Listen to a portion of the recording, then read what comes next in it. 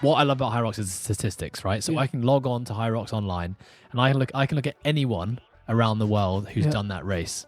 And so very quickly after doing our first race and just watching the sport evolve over the next 6 months, and the thing that was evolving was like participation, right? So there's more venues popping up, more events, more people doing it. And then you've got really fit athletes from other disciplines, like a lot of people from the obstacle course racing, sport, a lot of CrossFitters coming into it.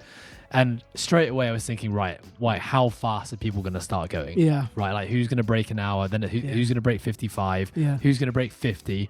And then the first thing that pops into my head was, how are they going to progress this? And is it even, does it need to be progressed? So for example, you know, if people start running sub 50, right, or even below that, right, is there going to be a point where as an organization, HYROX thinks we've got to make this harder? I think the US did a ruck HYROX, so you had to do it with a ruck on your back. Obviously the pro doubles division now is a progression from the normal doubles division. What's the idea behind this? Is it just to keep on challenging athletes? And I think the second part of the question is, like, how far can you go with this? Like, when is enough progression going to be enough? It's a very good question, actually. Our aim is never to change HYROX.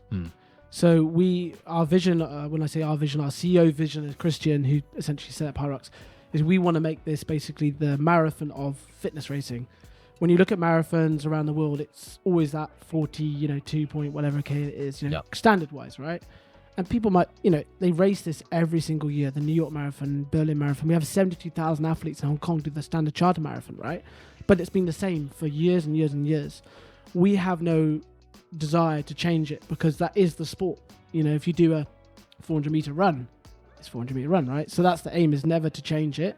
There will be some, little things added, like the double pro to keep it interesting, like the ruck has been going on for a while, a little bit in the US, but we will always standardize that sport and we'll always keep it the same. There will be a few interesting events that will come up that will be a little bit different. So for example, in Miami, they did essentially a beach race, which was supported by the Miami government, where they actually tented the indoor areas essentially, and they laid down like a hard surface, but the run was actually on the outside.